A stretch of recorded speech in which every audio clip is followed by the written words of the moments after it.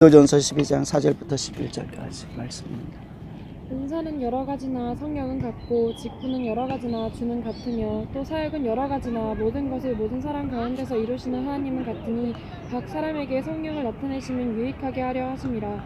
어떤 사람에게는 성령으로 말미암아 지혜의 말씀을, 어떤 사람에게는 같은 성령을 따라 지식의 말씀을, 다른 사람에게는 같은 성령으로 믿음을, 어떤 사람에게는 한 성령으로 병 고치는 은사를, 어떤 사람에게는 능력 행함을, 어떤 사람에게는 예언함을, 어떤 사람에게는 영들 분별함을, 다른 사람에게는 각종 방언 말함을, 어떤 사람에게는 방언들 통역함을 주시나니 이 모든 일을 같은 한 성령이 행하사 그의 뜻대로 각 사람에게 나눠주시는 것입니다. 아멘.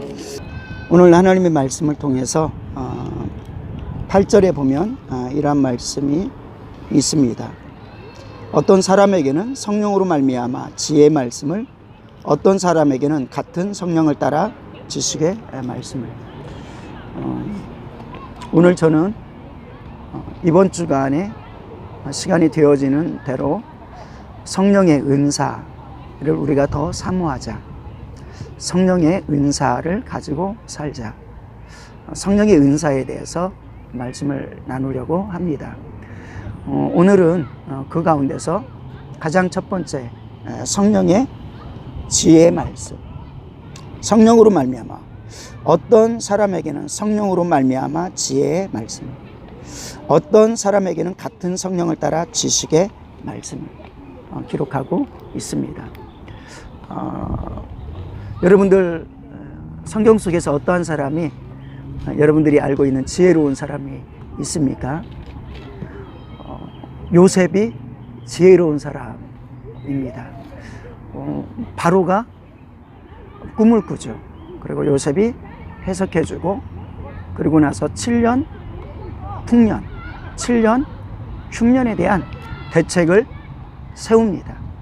그러니까 너만큼 지혜 있는 사람이 없다. 그러니까 요셉의 고백은 무엇입니까? 내게서 나온 지혜가 아니다. 하나님으로부터 나오는 지혜다. 참으로 지혜가 있어서 모든 인류를 살리고, 그리고 구원의 예수 그리스도가 오시는 길을 마련한 것입니다. 민족을 구원한 것이거든요. 그것은 예수님이 오시는 길을 준비한 것이죠. 또 어떤 사람이 지혜 있습니까? 다니엘. 다니엘도 꿈을 풀어내는 사람. 그런데 그 속에서는 하나님의 말씀이 가득했습니다. 하나님의 말씀이 가득해서 때때로는 그것 때문에 죽음이 닥치기도 해요. 그런데 그 속에서는 지혜가 있었기 때문에, 어떤 지혜입니까? 하나님을 아는 지혜. 그러므로 하나님을 아는 지혜, 그리고 그 속에서는 또 하나님의 말씀이 있습니다. 하나님 말씀으로 인생을 결정합니다. 그것이 당장 죽을 것 같은데도, 그런데 사는 길이었습니다. 그러니까 우리의 삶 속에서도 지혜는 하나님을 아는 지혜가 최고인 줄로 믿습니다. 에레미야서 9장 23절 24절 속에서도 지혜 있는 사람 자기의 지혜를 자랑하지 마라, 자기의 힘을 자랑하지도 마라 라고 말합니다. 오직 자랑할 자들은 총명이 있어서, 지혜가 있어서 하나님을 아는 것을 자랑해라. 그리고 하나님께서는 공의와 사랑을 세우시고 그리고 이루시는 것을 자랑해라. 그것을 아는 것을 자랑해라. 그러니까 우리가 살아갈 때 하나님은 공의이십니다. 하나님은 사랑이십니다. 이것을 알 때 우리는 헛되게 살지 않은 것입니다. 이게 지혜인 것이죠. 또 어떤 사람이 지혜 있습니까? 솔로몬이 지혜가 있죠. 후반에서는 그 지혜를 잊어버렸습니다. 그런데 하나님의 백성을 어떻게 하면 섬길 수 있을까? 그들이 어떻게 하면 하나님을 다윗같이 경외하고 섬기게 할 수 있을까? 나에게는 그런 지혜가 없으니 그런 지혜를 주십시오. 하나님께 구합니다. 그러니까 하나님께서 그에게 지혜를 부어주셨죠. 놀라운 지혜입니다. 여러분들 지혜 있다고 생각하십니까? 지혜 없다고 생각하십니까? 지혜 있길 원합니다. 지혜를 구하시길 원합니다. 그 지혜를 구하시길 원합니다. 그러면서 오늘 본문 말씀에서는 성령으로 지혜의 말씀을, 그런데 뭘로 구하는 것입니까? 지혜의 말씀을 성령으로서 성령을 통해서 지혜. 그래서 성령님은 지혜의 영이다, 지식의 영이다 이렇게 말씀하기도 합니다. 그런데 어떤 지혜입니까? 아까도 최고의 지혜는 뭐라고 했습니까? 구약에서 하나님을 아는 지혜라고 했습니다. 하나님을 아는 지혜. 성령님께서 어떤 분입니까? 예수 그리스도를 증거하는 영이십니다. 창조주를 아는 지혜 어디서 생깁니까? 하나님으로부터 주어집니다. 그런데 어떤 하나님? 삼위일체 하나님 속에서 성령 하나님의 하시는 일 가운데 가장 핵심적인 것이 전능하신 하나님을 알게 하는 것이고, 그 가운데 또 핵심적인 것은 예수 그리스도, 구세주 예수 그리스도를 알게 하는 것입니다. 그래서 그것을 알지 못했었죠. 고린도전서 2장 7, 8, 9절 속에서는 세상의 지혜자들, 세상의 통치자들의 지혜로서는 예수 그리스도, 그리고 하나님이 주신 선물을 알지도 못한다라고 말하고, 하나님께서 이 땅에 구원하기 위해서 예수 그리스도를 보내주셨지만은 그러나 그들을 못 박아 버렸지 않느냐라고 말을 합니다. 누가? 세상의 지혜 있는 사람들이. 아무리 세상의 지혜 있어도 예수 그리스도를 받아들이지 못한다는 겁니다. 예수 그리스도를 못 박는다는 겁니다. 축복을 거절한다는 것입니다. 그런데 오직 성령이 임하면, 성령님이 역사하면, 그리고 성령으로만 그 예수 그리스도를 안다. 그러므로 우리에게 이 지혜가 있어서 주님이 주신 지혜로 말미암아 예수 그리스도를 영접한 거 최고의 복인 줄로 믿습니다. 이 한 가지로 여러분은 지혜 있는 사람이다. 지혜 있는 사람이다. 그런데 그것을 늘상 빼앗기지 않고, 그렇습니다, 하나님을 아는 것. 외양간에 소가 없지만, 소출이 없지만, 때때로는 육신의 질병이 들었지만, 때때로는 어려움이 있고 모함을 받지만은, 그러나 내가 예수 그리스도를 알고 예수 그리스도의 말씀으로 살려고 하는 그 지혜가 있다면 그는 승리하는 자인 줄로 믿습니다.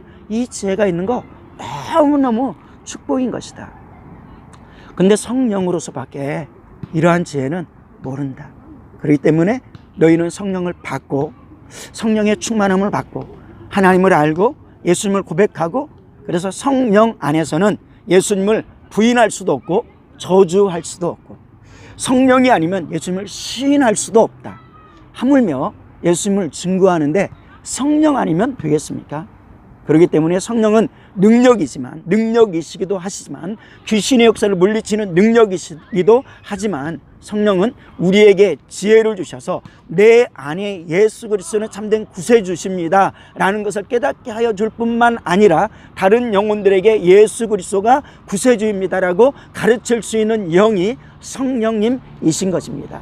그러므로 우리가 지혜를 구하되, 그리고 성령의 은사를 구하되 지혜의 은사를 구하시길 원합니다.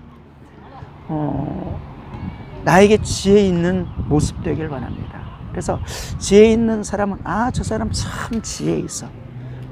너무 귀하잖아요. 서로 중보하기도 합니다. 때때로는 청년들을 향해서 하나님 그에게 지혜를 주십시오. 그런데 어떻게 지혜가 생깁니까? 하나님 말씀 안에, 그리고 구체적으로는 성령님께서 임하셔서 말씀을 깨닫는, 그리고 어떻게 살지를 아는 지혜. 그리고 지혜 있는 사람은 사람과의 관계를 아주, 그러니까 세상적인 얄팍한 것이 아닙니다. 그리고 세상 안에서 그 지혜를 훨씬 뛰어넘어 가지고 세상 속에서도 저 사람 지혜 있어, 이런데 이렇게 하고도 죽는 사람이 있거든요. 근데 하나님이 주시는 지혜, 성령이 주시는 지혜, 그리고 그 지혜의 말씀이 은사로 넘쳐나게 되면 내가 살 뿐만 아니라, 은사라는 건 뭡니까? 다른 사람들을 살리는 것이 은사인 것입니다. 그래서 우리가 먼저 성령의 은사, 여러 가지 은사 가운데 맨 먼저 나오는 것이 지혜인 것입니다. 하나님 성령으로서 모든 지혜를 모든 은사를 성령을 통해서 주시는데, 지혜도 마찬가지라는 것입니다.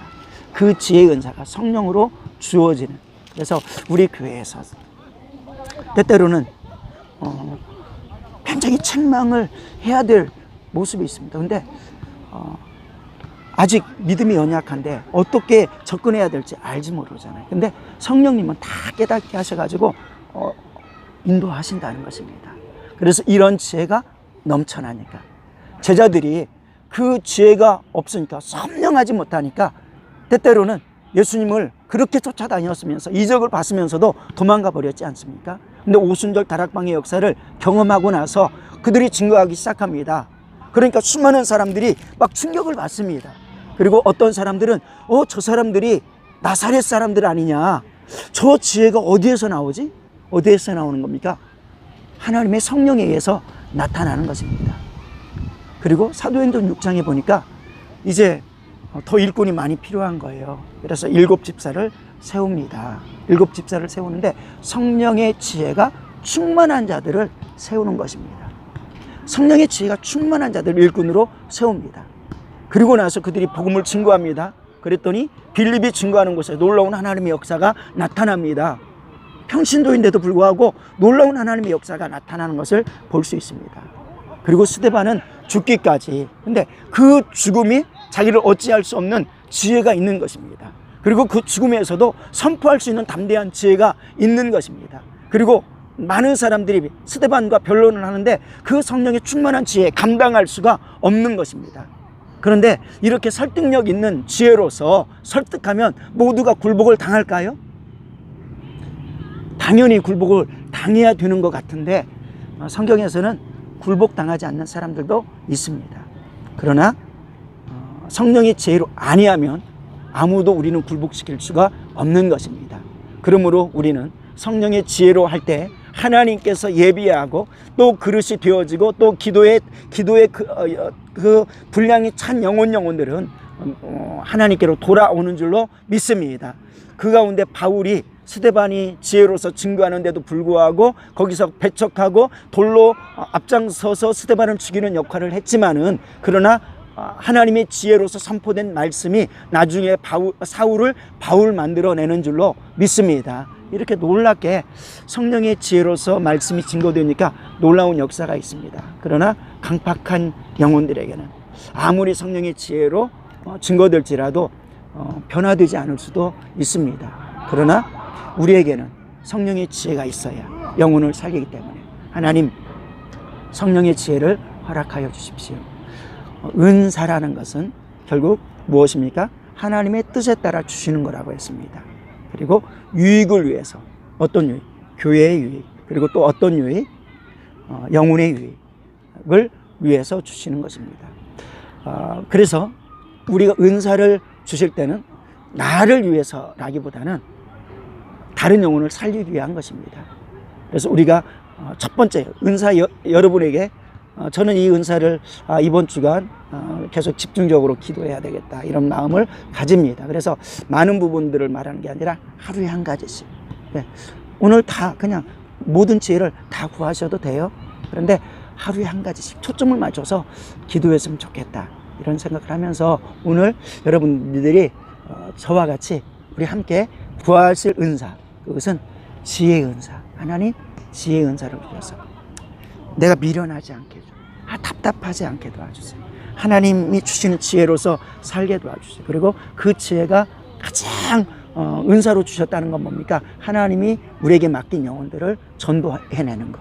이러한 놀라운 은혜가 있어서 요셉같이 이스라엘을 살려내고 그리고 예수님이 오시는 그 길을 마련하는 그 지혜, 솔로몬같이 예수님이 오시는 그 길을 마련하는 그 지혜, 백성들을 섬기는 지혜, 그리고 제자들과 같이 지혜가 충만하여서 7집사와 같이 지혜가 충만하여서 성령으로 지혜가 충만한 말씀이 그에게 있어서 스데반과 같이 성령의 지혜가 충만한 그 모습이 있어서 나의 모습 어떠합니까? 하나님 참 지혜가 없는 나, 성령의 충만한 지혜를 주시옵소서. 그럴 때 우리에게 맡겨진 영혼들을 더 잘 섬기게 될 줄로 믿습니다. 그리고 그 축복이 여러분들에게도 가득히 내려갈 줄로 믿습니다.